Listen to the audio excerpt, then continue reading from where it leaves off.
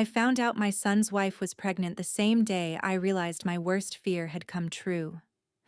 I would never get him back now. So I did something that no mother should ever do. The pregnancy test was sitting on their bathroom counter like a ticking time bomb when I went to water their plants while they were out of town. Two pink lines that would change everything. Two pink lines that meant Sienna would have a permanent hold over my son Marcus that I could never break. In that moment, staring at that test, I made the decision that would haunt me for the rest of my life. My name is Dorothy. I'm 55 years old, and I've spent the last 3 years watching my relationship with my only son slowly die because of the woman he married. I raised Marcus alone after his father died when he was 12. For 23 years, it was just us against the world.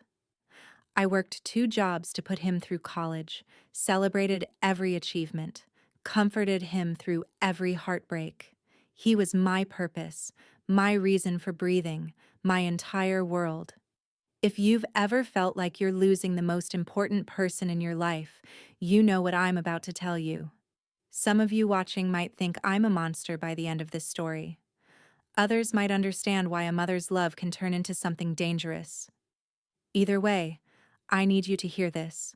Hit that like button if you've ever done something you regret for love, and subscribe, because this story doesn't end the way you think it will.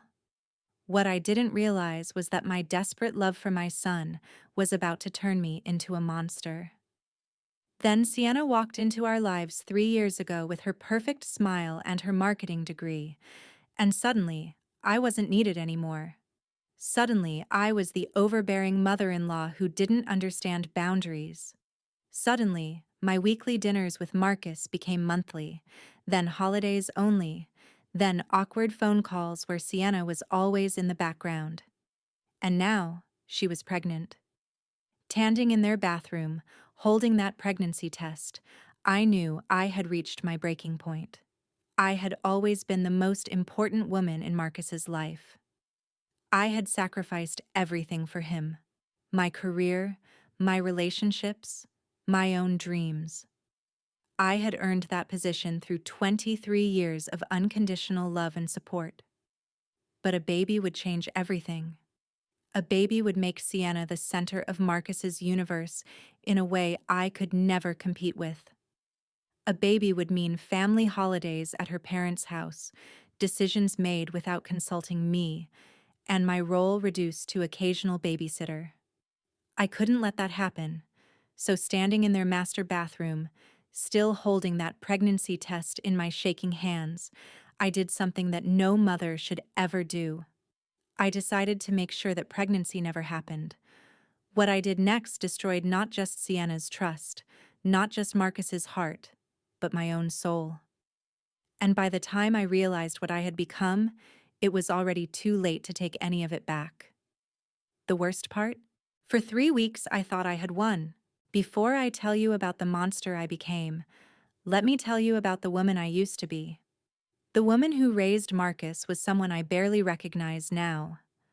I was Dorothy Chen, a second-generation Taiwanese American who believed that family came before everything else. When Marcus's father died in a construction accident, I was 32 years old with a 12-year-old son and a mortgage I couldn't afford on my teacher's salary. I took a second job cleaning offices at night. I tutored other people's children on weekends. I sold my wedding ring to pay for Marcus's baseball equipment and never told him why I stopped wearing it. Every sacrifice felt worth it because Marcus was thriving. Those were the happiest years of my life, even though they were the hardest. Marcus was my miracle child. Straight A's, full scholarship to State University, engineering degree, good job at a tech company. But more than his achievements, it was our relationship that made me proud. He called me every Sunday. He brought me flowers on Mother's Day. He asked for my advice about everything from job interviews to car purchases. We had traditions that belonged only to us. Saturday morning pancakes where he'd tell me about his week.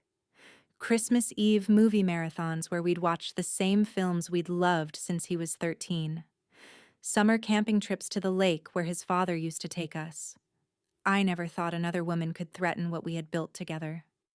Marcus dated other women over the years, but none of them seemed serious enough to worry about. There was Jessica in college, who was nice but clearly temporary.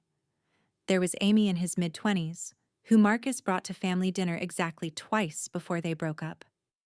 None of them had tried to change him. None of them had made him question his relationship with me. Then came Sienna. I met her at Marcus's 30th birthday party, which I had planned and hosted at my house like always. She walked in wearing a red dress that was too tight and heels that were too high, carrying an expensive bottle of wine and a confidence that immediately set my teeth on edge. "You must be Marcus's mom," she said, hugging me like we were old friends. "I'm Sienna. I've heard so much about you." But when Marcus introduced us properly, I caught something in her eyes that made my stomach clench. She was evaluating me, measuring me, calculating how much of a threat I posed to whatever plan she had for my son. Within 6 months, Marcus was calling me less. Within a year, he was making excuses about our Saturday morning tradition. "Sienna and I have plans," became his most common phrase. "She thinks you might be too involved in my life," he told me one afternoon when I asked why he'd canceled 3 Sunday dinners in a row. "She says it's not healthy for a man my age to be so close to his mother." Too involved? I had raised him alone for 18 years. I had been his emotional support through his father's death, his academic pressure, his career stress. I had earned my place in his life through sacrifice and unconditional love. But somehow, Sienna had convinced him that my love was unhealthy. The engagement happened fast. Too fast. One day, Marcus was telling me about this woman he was dating, and 6 months later, he was showing me a ring and asking if I thought Sienna would like his grandmother's wedding dress. "Don't you think you should wait a little longer?" I asked carefully. "You've only known her a year." "Mom, when you know, you know," he said with the kind of smile I hadn't seen since he was a child opening Christmas presents. "Sienna makes me feel complete. Complete. As if the life I had given him, the love I had provided, the family we had built together hadn't been enough. As if I hadn't been enough." That's when I realized Sienna wasn't just taking my son away from me. She was erasing me entirely. And I couldn't let that happen. The first crack in my relationship with Marcus appeared 3 weeks after he announced his engagement to Sienna. It started with something so small I almost missed the warning signs. "Mom, about Thanksgiving," Marcus said during one of our increasingly rare phone calls. "Sienna and I were thinking of doing something different this year." For 29 years, Thanksgiving had meant the same thing in our family. Marcus and I would spend Wednesday preparing his father's favorite recipes. We'd watch the parade together Thursday morning while the turkey cooked. We'd eat dinner at exactly 3 o'clock, just the two of us, and share what we were grateful for. It was our most sacred tradition, the one day of the year that belonged entirely to our family. "Different how?" I asked, though something cold was already settling in my stomach. "Sienna's parents invited us to spend it with them in Denver. Her whole family will be there. Her sister, her grandparents, all her cousins. It would be a great chance for me to really get to know everyone." I could hear Sienna coaching him in the background, her voice a distant murmur that sounded like instructions being given to a child. That was the moment I realized Sienna was systematically replacing me with her own family. "But Marcus, we've never missed a Thanksgiving together. Not once. Not even the year you had the flu and we ate soup instead of turkey." The silence stretched too long. I could picture him looking at Sienna for guidance, waiting for her approval before he spoke to his own mother. "I know, Mom, but I'm getting married now. Things have to change. Sienna says it's important for couples to create new traditions together instead of always doing things the way their parents did them." Sienna says. Everything had become about what Sienna says. "What about me?" I asked, hating how small my voice sounded. "What am I supposed to do for Thanksgiving?" There was a pause that lasted too long. I could hear whispering in the background, Sienna's voice giving him the script for how to handle his difficult mother. "You could come with us," Marcus said finally, but we both knew it was a hollow offer. Sienna's family didn't know me, didn't want me there, and Marcus was just being polite. "Or," he continued, and I could tell he was reading from Sienna's playbook, "maybe this is a good time for you to make some new friends. Join a club or something. Mom, you've built your whole life around me, and that's not healthy for either of us. When your own child starts using psychology terms against you, you know you're losing the war. Not healthy." The same phrase Sienna had used when she convinced Marcus to cut back on our weekly dinners. The same phrase that was slowly poisoning my son against everything we had built together. "Since when is loving your son unhealthy?" I asked. "It's not about love, Mom. It's about boundaries." Sienna helped me understand that some of our traditions might be keeping me from growing as a person. She says that men who are too close to their mothers often struggle with intimacy in romantic relationships.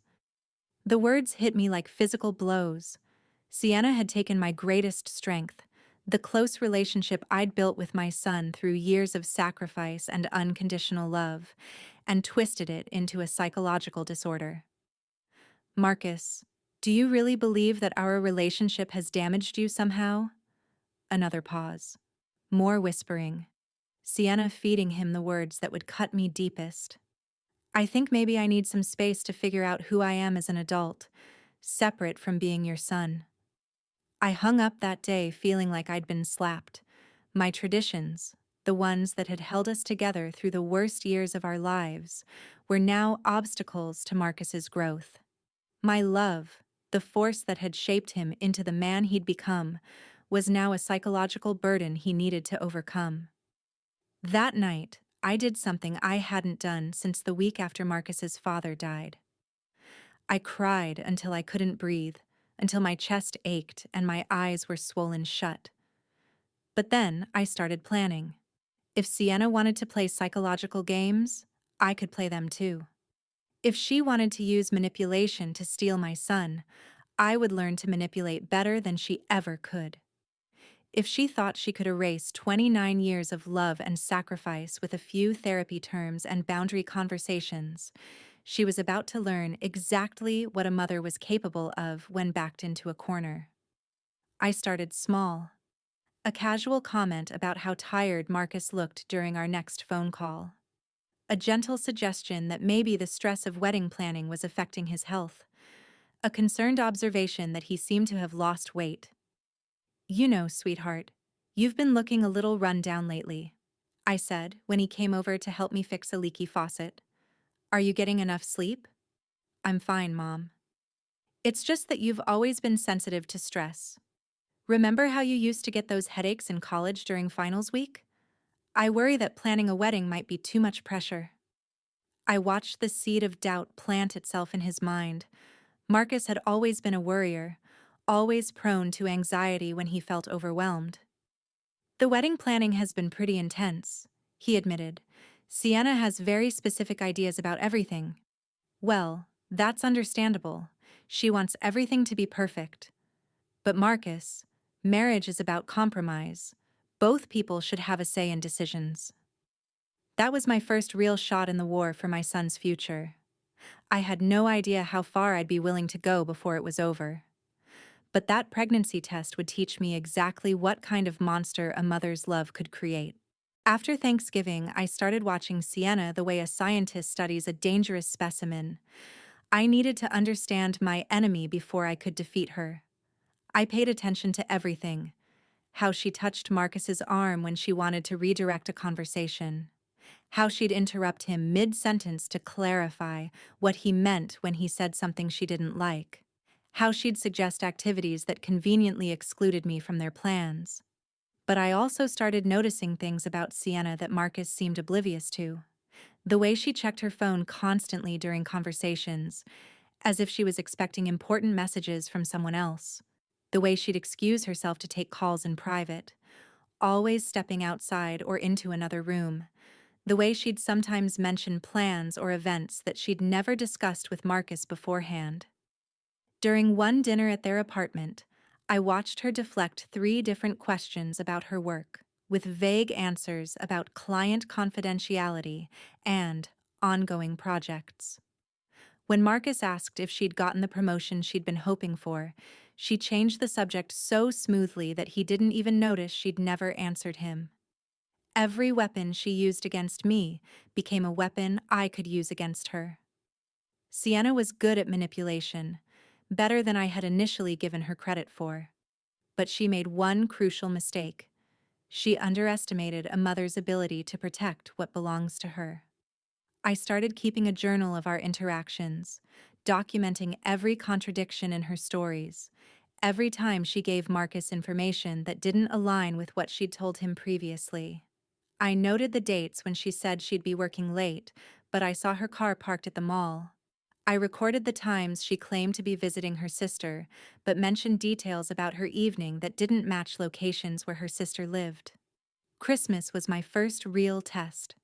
For 30 years, Marcus and I had spent Christmas morning together, opening presents and eating the coffee cake I made from his grandmother's recipe. But this year, Sienna suggested they spend Christmas Eve at her parents' house and Christmas morning at their apartment, starting their own traditions. "Mom, you're welcome to come over in the afternoon," Marcus said when he called to tell me about the change. The afternoon. After the magic was over, after the presents were opened, after the real Christmas had already happened without me. "Of course, sweetheart," I said sweetly. "I understand you need to start your new family traditions." But I had a plan. I arrived at their apartment at exactly 2 o'clock on Christmas afternoon, with a casserole dish and a smile that didn't reach my eyes. Sienna answered the door wearing an expensive red sweater that I recognized from Marcus's credit card statement, a charge I'd seen when he'd left his mail on my kitchen counter during a previous visit. "Dorothy, we're so glad you could make it," she said, hugging me with the same fake warmth she'd shown at Marcus's birthday party. I spent the first 30 minutes of my visit taking mental inventory of their apartment. New artwork on the walls that hadn't been there a month ago, a coffee table that looked expensive and impractical, kitchen appliances that Marcus would never have chosen for himself, a high-end espresso machine, artisanal cutting boards, decorative bowls that served no functional purpose. All purchases that suggested someone with expensive tastes was making decisions about how Marcus's money was being spent. That's when I deployed my first real psychological attack. "Sienna, you look absolutely radiant," I said loudly enough for Marcus to hear from the kitchen. "Pregnancy suits you so well." I watched her face go white. "I'm not pregnant," she stammered. "Oh my goodness, I'm so sorry. You just have that glow, you know? And Marcus mentioned that you two were trying, so I just assumed—" I let my voice trail off, looking appropriately embarrassed. Marcus appeared in the doorway holding 2 glasses of wine. "Mom, what are you talking about? We're not trying to have kids yet." The confusion on his face was perfect. Sienna looked mortified, caught between correcting me and avoiding an awkward conversation about their personal life. "I must have misunderstood something you said," I said innocently. "You know how I am with my hearing sometimes." For the rest of the afternoon, I watched Sienna squirm every time someone mentioned children or babies. I watched Marcus glance at her with questions in his eyes. I had successfully planted the idea that they weren't communicating well about major life decisions. But more importantly, I had established myself as someone who made innocent mistakes that created uncomfortable situations. Someone whose concerns might seem paranoid, but could also be explained by motherly worry and age-related confusion. That was just the beginning.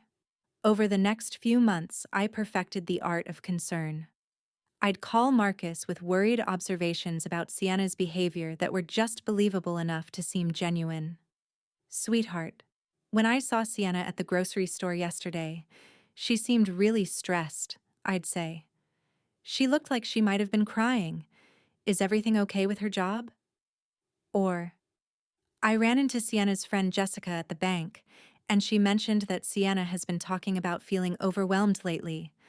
I hope the wedding planning isn't putting too much pressure on her. None of it was true, but Marcus believed it because it came from his mother, the woman who had never lied to him about anything important in his entire life. I watched him start to question things. I watched him look at Sienna with concern instead of adoration. I watched small cracks appear in their perfect relationship. But Sienna was smarter than I expected. She started fighting back with weapons I hadn't anticipated. "Marcus, I'm worried about your mother," she said one evening when they came over for dinner. "Some of the things she's been saying about me seem a little paranoid. Has she always been this suspicious of your girlfriends?" I was standing in the kitchen, but I could hear every word through the thin walls of my house. "My mom's just protective," Marcus said. "She's been through a lot." I understand that, but some of her comments make me uncomfortable, like the pregnancy thing at Christmas, or the way she seems to know details about my life that I never shared with her. That's when I realized Sienna wasn't just fighting for Marcus's love.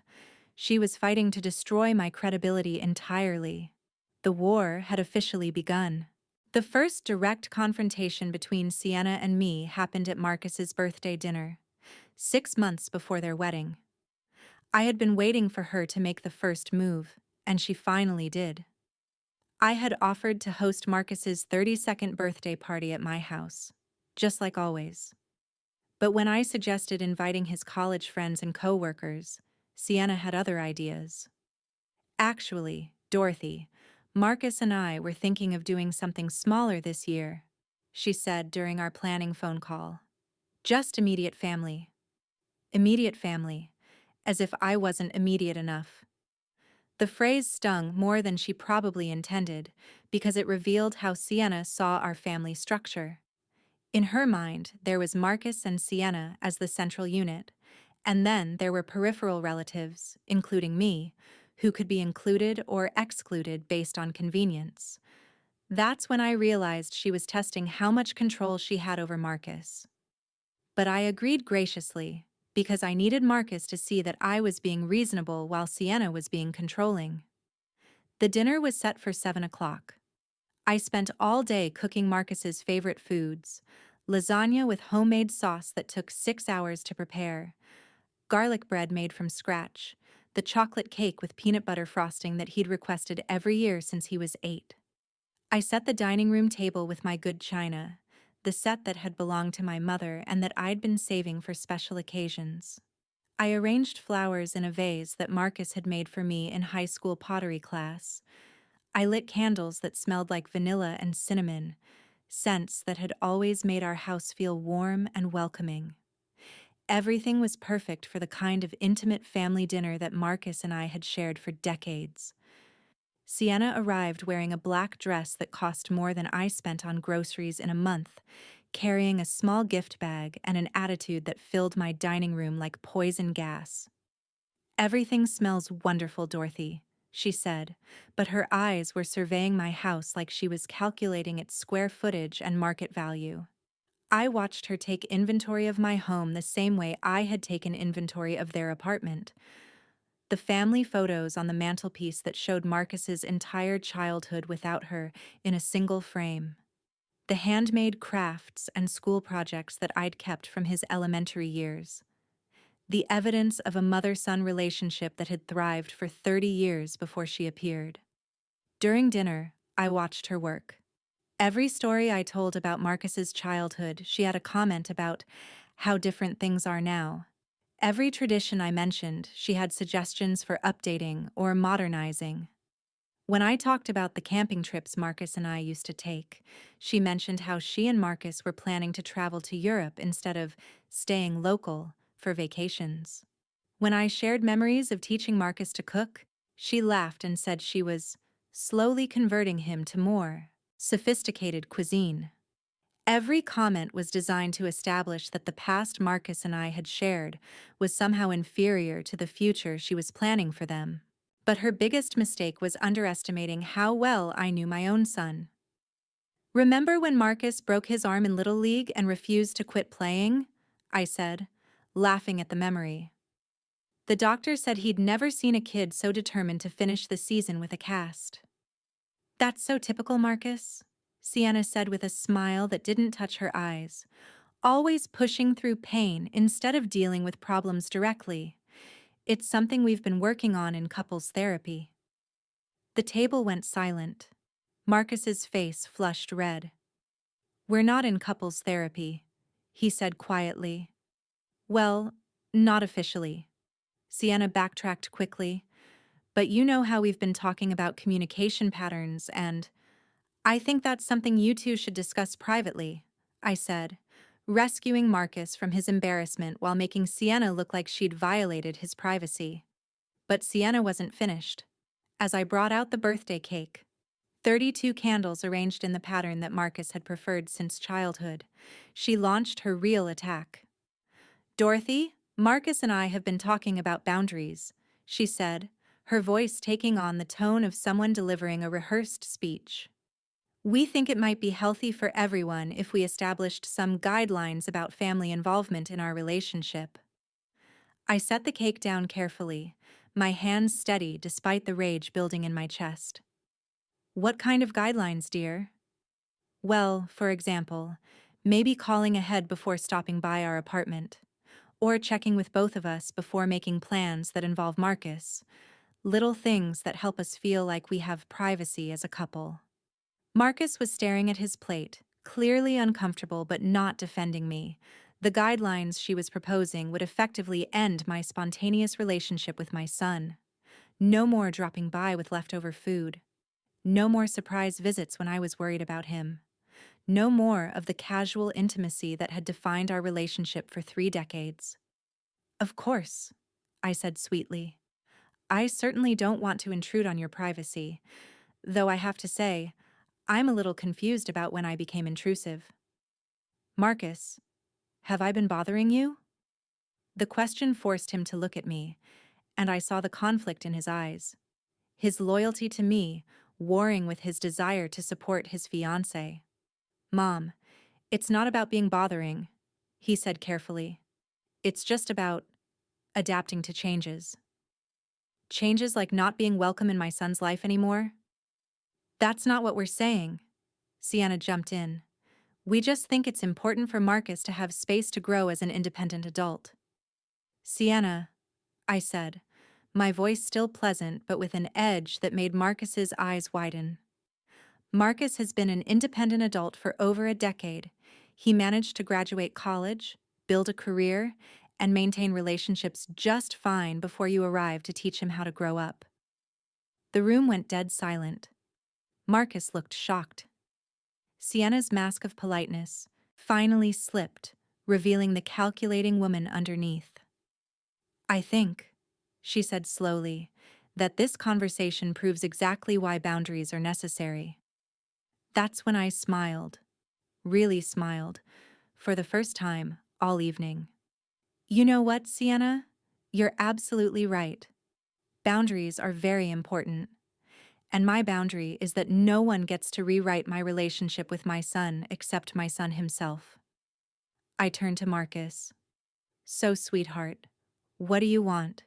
Because this is the first time in 32 years that anyone has suggested I'm too involved in your life. The choice I was forcing him to make would determine everything. And I was betting everything that blood would win over manipulation. Marcus chose Sienna. Not immediately, and not decisively, but he chose her. In the awkward silence that followed my ultimatum, he said the words that broke my heart. Mom, maybe we should talk about this later. That was the moment I realized I was losing the war for my son's soul. Later meant never.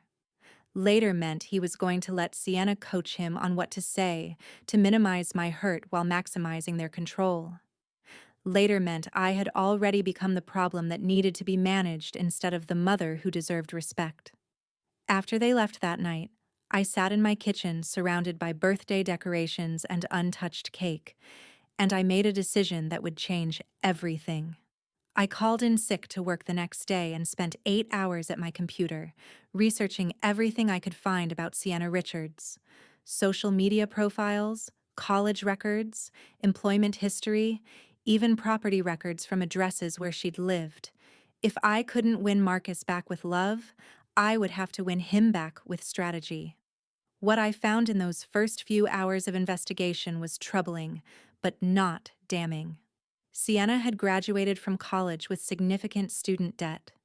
She'd moved jobs 3 times in 5 years, always leaving under circumstances that were vaguely described as pursuing new opportunities. She'd lived in 4 different apartments in 3 years, which suggested either financial instability or an inability to maintain long-term commitments. But I needed more than financial problems and job instability. I needed something that would prove to Marcus that Sienna was fundamentally dishonest or manipulative. So I spent the next 3 months studying Sienna like she was a final exam I couldn't afford to fail. I learned her schedule, her habits, her weaknesses. I discovered that she left for work every morning at exactly 7:45, that she went to the gym on Tuesdays and Thursdays, that she had coffee with her sister every Saturday at a cafe downtown. I started showing up at places where I knew she'd be, not to confront her, but to observe. I wanted to see how she behaved when she didn't know Marcus's mother was watching. What I saw was a woman who was polite to service workers, patient with elderly customers ahead of her in line, and genuinely affectionate with her sister. She wasn't the monster I was hoping to discover. She was just a normal woman who happened to be in love with my son. Everyone has secrets, but some secrets are more dangerous than others. But then I started noticing inconsistencies in the stories she told Marcus about her past. She'd mentioned growing up in Portland, but then casually referred to her hometown snow days, except Portland rarely gets snow. She'd said her father was a retired teacher, but I'd seen her LinkedIn profile where she listed him as a construction worker. During a dinner at Marcus's apartment, she told a story about her college roommate that didn't match a story she'd told 6 months earlier. When Marcus asked about her high school friends, she became vague and changed the subject quickly.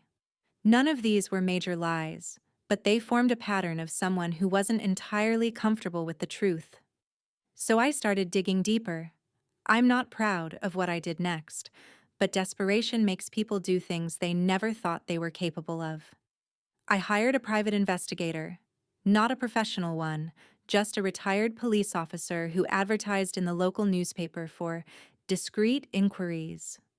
His name was Frank Morrison, and he charged $50 an hour to verify information that people couldn't or wouldn't verify themselves.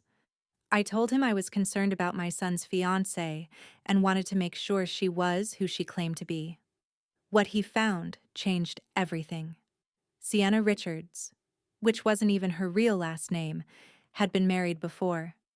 Not just married, but divorced after a messy separation that involved allegations of emotional manipulation and financial control. Her ex-husband had filed for a restraining order that was later dropped, but the court documents painted a picture of a woman who used psychological tactics to isolate her partners from their families and friends. The pattern was exactly what she was doing to Marcus, but now I had proof. I also discovered that Sienna was in significant debt: credit cards, student loans, and a car payment that was 3 months behind. The expensive clothes, the fancy dinners, the designer handbags she carried were all financed by money she didn't have.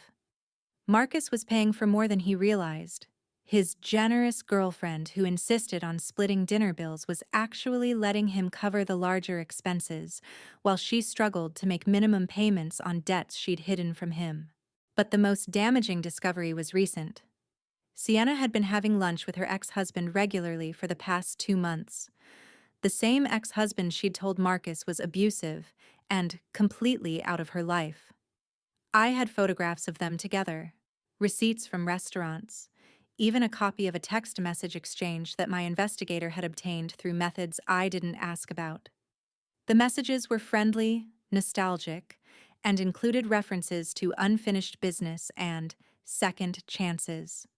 Armed with this information, I faced a choice. I could present the evidence to Marcus directly and risk him thinking I was a paranoid mother trying to sabotage his relationship.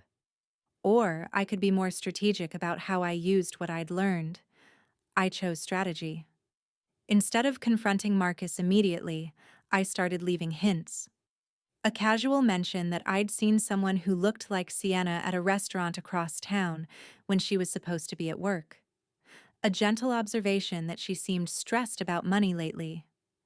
A concerned comment about how some people have difficulty being honest about their pasts.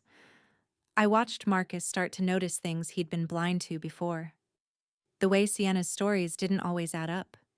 The way she'd change the subject when he asked about her family or her previous relationships. The way she seemed to know more about financial planning than someone with her supposed background should know. But what finally broke everything open wasn't my careful manipulation or my strategic hints.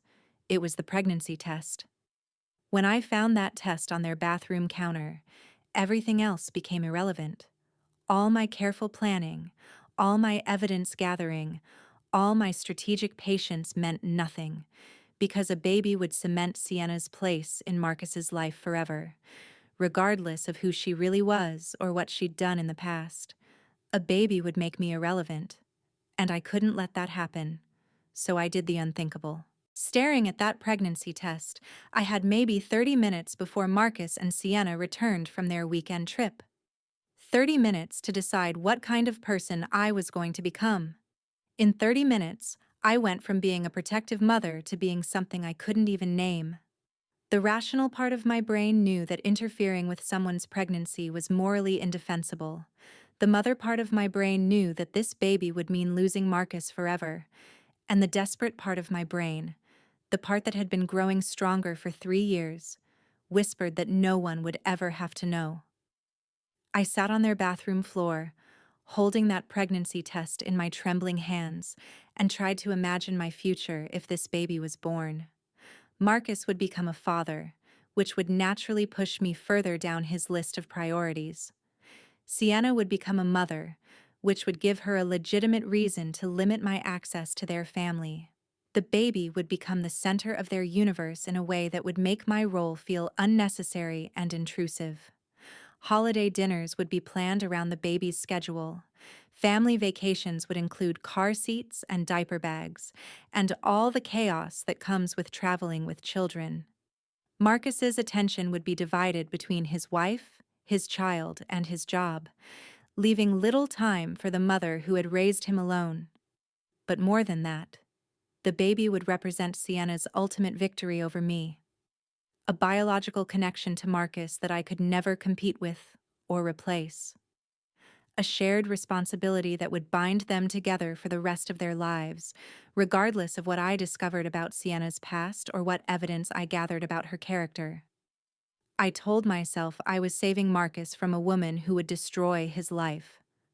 I knew Sienna's schedule better than she did by now. She was religious about taking her prenatal vitamins at exactly 8 a.m. every morning with her coffee. She kept them in a small weekly pill organizer on the kitchen counter, the kind with separate compartments for each day. What if those pills weren't just vitamins anymore? I had done enough research during my investigation to know that certain combinations of herbs and supplements could cause problems in early pregnancy. Nothing dramatic. Nothing that would raise suspicions. Just enough to create the kind of complications that ended pregnancies naturally in the first trimester. The irony wasn't lost on me that I was planning to use natural remedies to solve what I saw as an unnatural problem.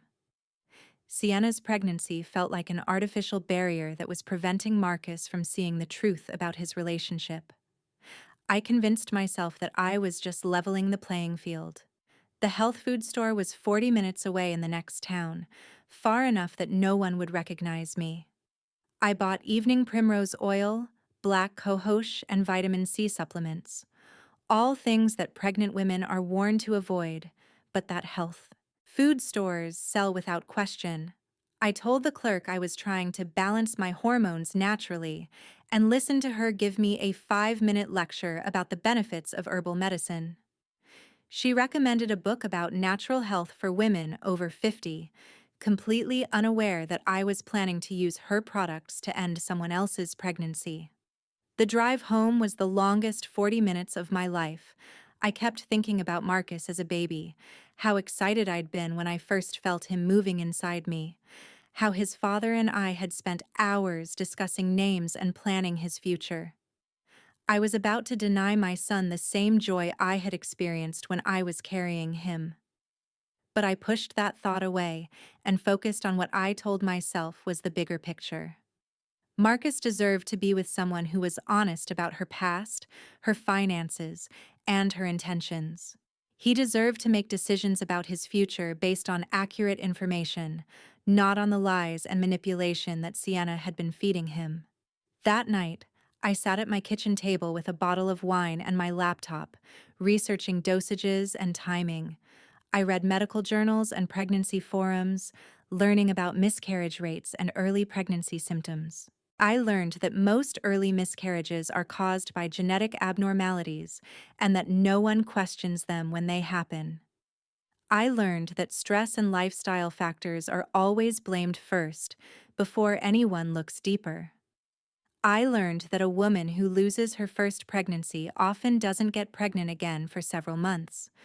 Several months would be enough time to expose Sienna's secrets to Marcus. Several months would be enough time to destroy their relationship permanently. By midnight, I had my plan. The next morning, I called Marcus to ask if I could stop by with some leftover soup since I'd made too much. A perfectly normal request from a mother who was trying to rebuild her relationship with her son. Sienna answered the door looking pale and tired, early pregnancy symptoms that made my stomach twist with guilt and determination in equal measure. "Dorothy, how nice to see you," she said, but I could hear the strain in her voice. While she and Marcus were discussing their weekend trip, I excused myself to use the bathroom, but instead of going to the bathroom, I went to the kitchen. The pill organizer was exactly where I expected it to be. 7 small compartments, each filled with prenatal vitamins, folic acid, and fish oil supplements. It took less than 2 minutes to empty each compartment and replace the contents with my carefully prepared combination. The pills looked similar enough that no one would notice the difference.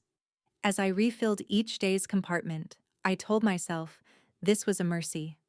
I was saving Marcus from a woman who had lied about her past, her finances, and her intentions.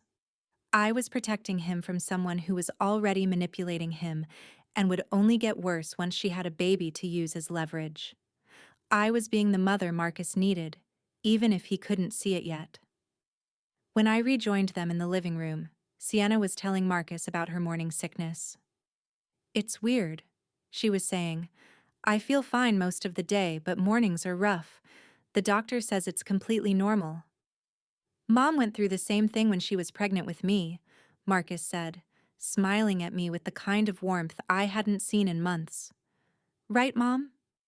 "Every pregnancy is different, sweetheart," I said, returning his smile while my heart pounded so hard I was sure they could hear it. That was the last honest conversation I would have with my son for a very long time, because what I had just done would require me to lie about everything that happened next. For 2 weeks, nothing happened. Sienna continued taking her morning vitamins, and I continued visiting their apartment twice a week with various excuses: leftover food, borrowed books, small gifts for their new home. I was monitoring my own crime, and the waiting was killing me. I watched Sienna carefully during each visit, looking for signs that my intervention was working. She seemed tired, but that was normal for early pregnancy. She mentioned feeling a little nauseous, but again, that was expected. Every morning, I would wake up and immediately check my phone, hoping for a call from Marcus that would tell me the pregnancy was ending. Every evening, I would go to bed disappointed that my plan hadn't worked yet. The weight of what I had done was crushing me, but I couldn't stop myself from hoping it would succeed. I had crossed a line that I could never uncross, and the only way to make it worthwhile was for the outcome to justify the action. By the end of the second week, I was starting to wonder if I hadn't used enough of the herbs, or if Sienna's pregnancy was somehow resistant to what I had done. I considered adding more supplements to her pill organizer, but the risk of being caught was too high. I was actually disappointed that my sabotage wasn't working faster. Then, on a Tuesday morning, Marcus called me at work. "Mom, I need to ask you something," he said, and I could hear the strain in his voice. "Did you ever have cramping when you were pregnant with me?" My heart stopped. The question I had been both dreading and anticipating for 2 weeks had finally come. "What kind of cramping, sweetheart?" "Sienna's been having some pain for the last couple of days. She says it's probably normal, but she seems worried."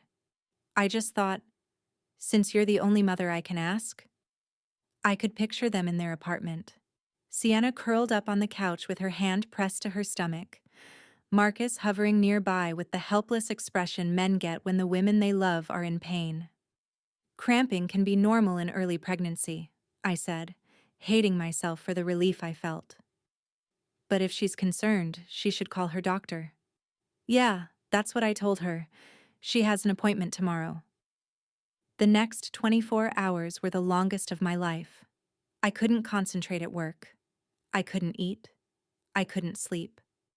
I kept imagining the doctor's appointment, the ultrasound that would show no heartbeat, the gentle explanation that sometimes these things just happen. I spent the next 24 hours in a state of anticipation that terrified me. The call came Wednesday evening. Marcus's voice was hollow when he said my name. "Mom, can you come over?" "Sienna, we lost the baby."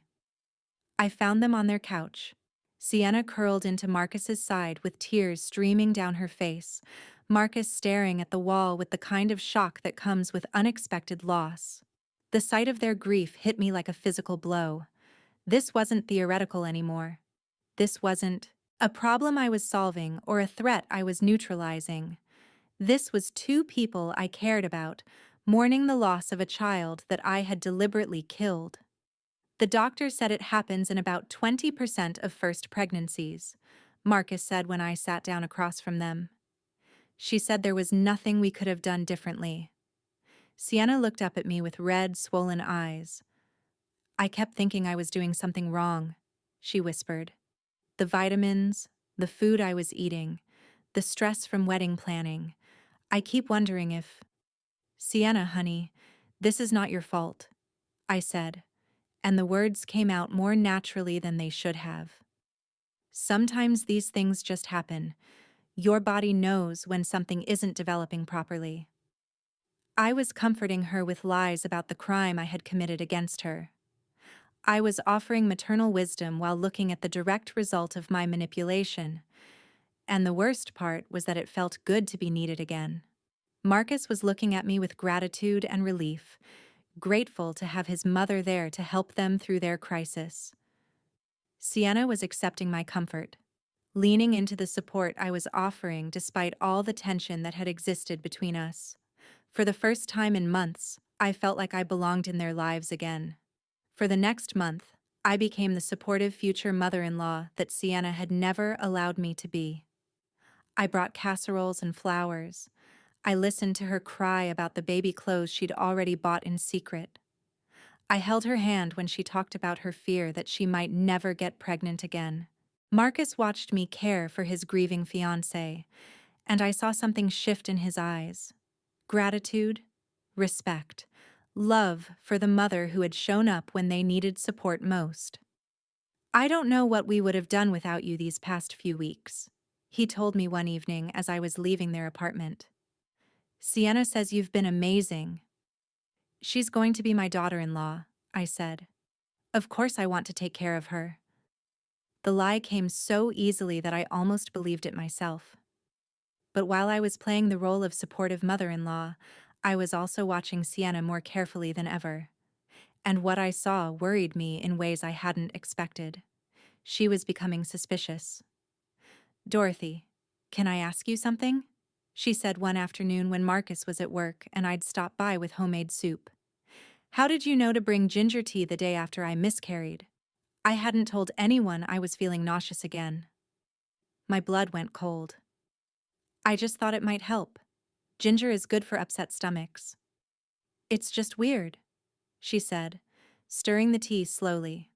You seem to always know exactly what I need before I even know I need it.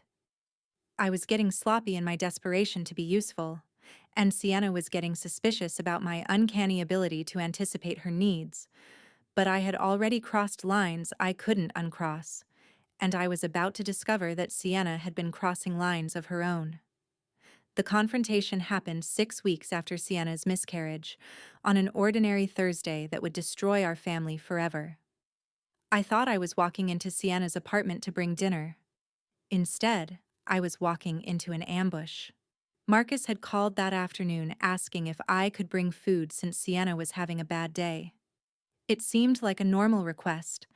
I'd been bringing meals regularly since the miscarriage, playing the role of the caring mother-in-law. But when I knocked on their door that evening, it was Marcus who answered with an expression I'd never seen before. Cold, distant, almost afraid. "Mom, we need to talk." The way he said it made my blood turn to ice water.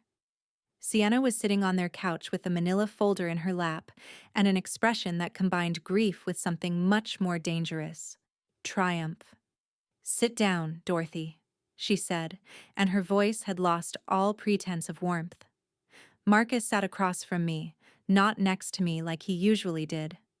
The distance felt intentional and devastating.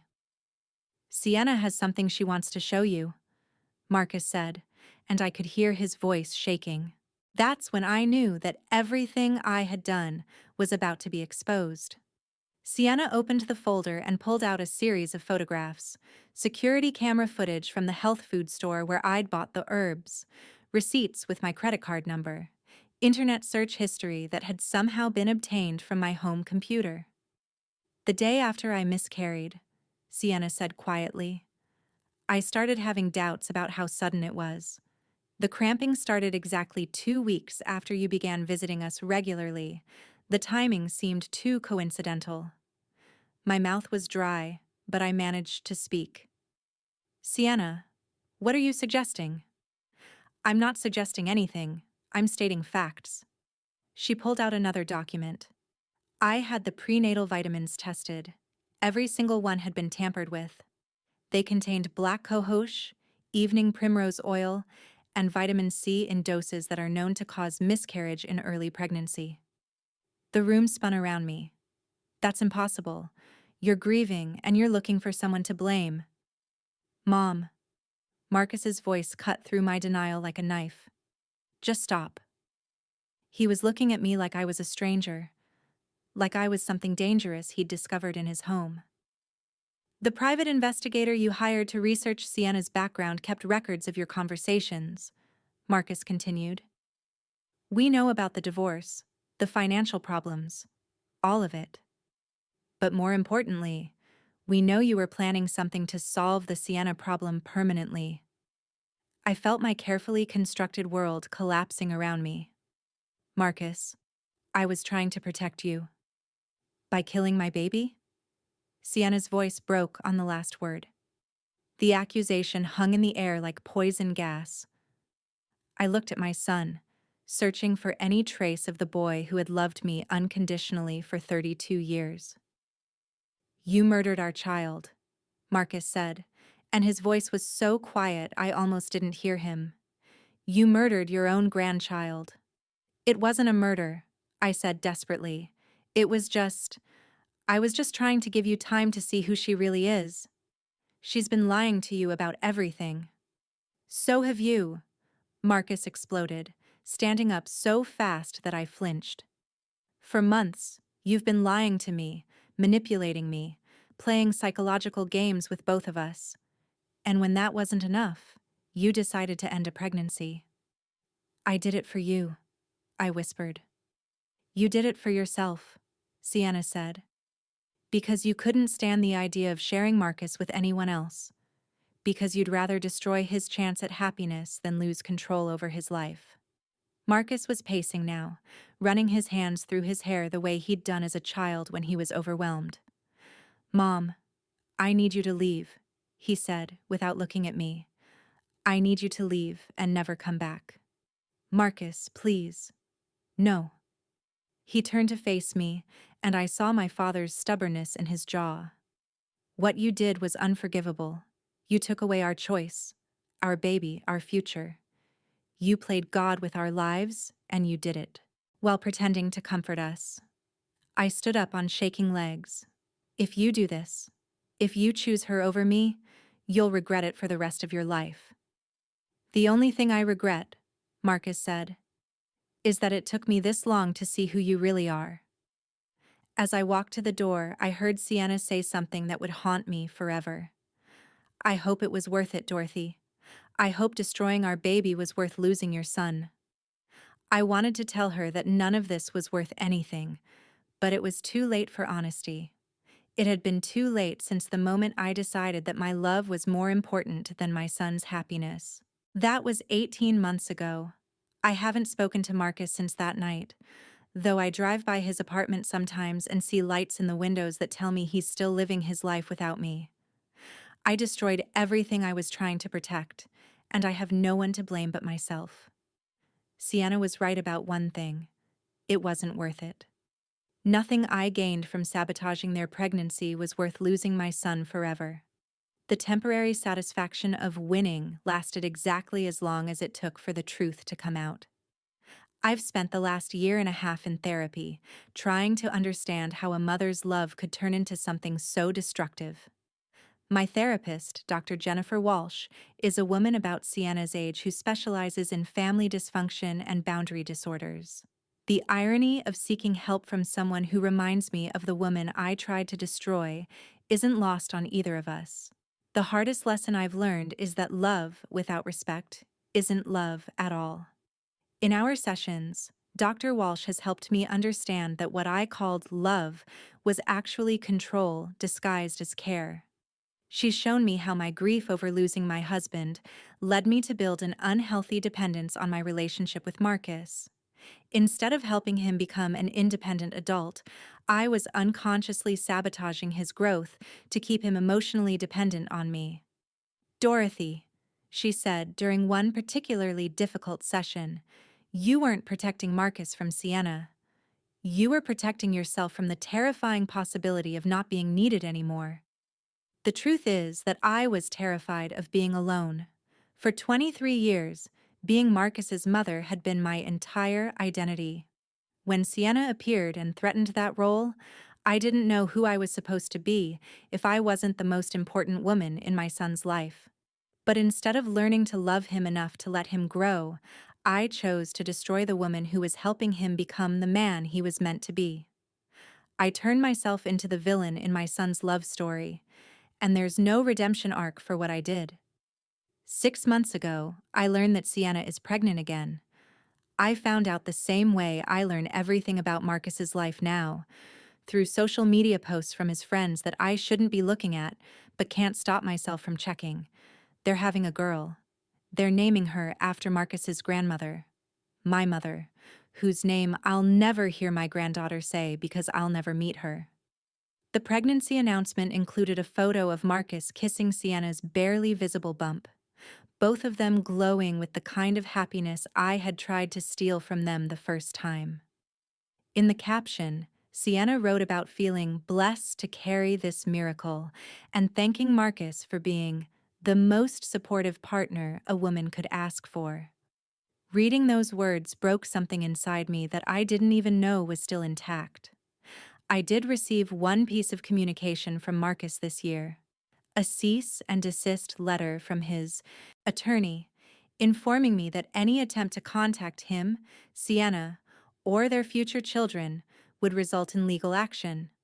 The letter was delivered on Mother's Day. I keep it in my kitchen drawer, next to the photo of Marcus's first steps and his elementary school report cards. It's the last communication I'll ever receive from my son, and it's a legal document telling me to stay away from his family. Dr. Walsh says that grief is a process, and that I'm grieving not just the loss of my relationship with Marcus, but the loss of the person I thought I was. The loving mother, the protective parent, the woman who would do anything for her child, All of those identities crumbled the night Marcus discovered what I had done. If you're watching this because you recognize something familiar in my story, please listen to what I'm about to tell you. Your children don't belong to you. They never did. Your job as a parent is to love them enough to let them build their own lives, even when those lives don't include you in the way you expected. Fighting for your child's attention by destroying their relationships will only ensure that you lose them completely. I thought I was protecting Marcus from a woman who would change him. What I was really doing was trying to prevent him from becoming the independent adult I had raised him to be. The woman who destroyed my family wasn't Sienna. It was me. I was the toxic person in Marcus's life. I was the one who couldn't accept healthy boundaries. I was the one who chose manipulation over love, control over respect, and my own needs over my son's happiness. And now I live with the consequences of those choices every single day. Some mornings I wake up and forget for just a moment that Marcus is gone from my life. I'll reach for my phone to call him, or I'll see something funny that I want to share with him, and then reality crashes back over me like a wave. I destroyed my own family because I couldn't bear the thought of sharing my son's love with anyone else. If you've ever felt tempted to interfere in your adult child's relationship because you think you know better, remember my story. Remember that a mother's intuition can be wrong, and a mother's love can become a mother's obsession. Some lines, once crossed, can never be uncrossed. Some damage can never be repaired. And some people, once lost, are lost forever. Have you ever struggled with letting go of your adult children? Share your story in the comments below. Sometimes admitting our mistakes is the first step toward healing. Subscribe for more honest stories about family, love, and the damage we do to the people we care about most.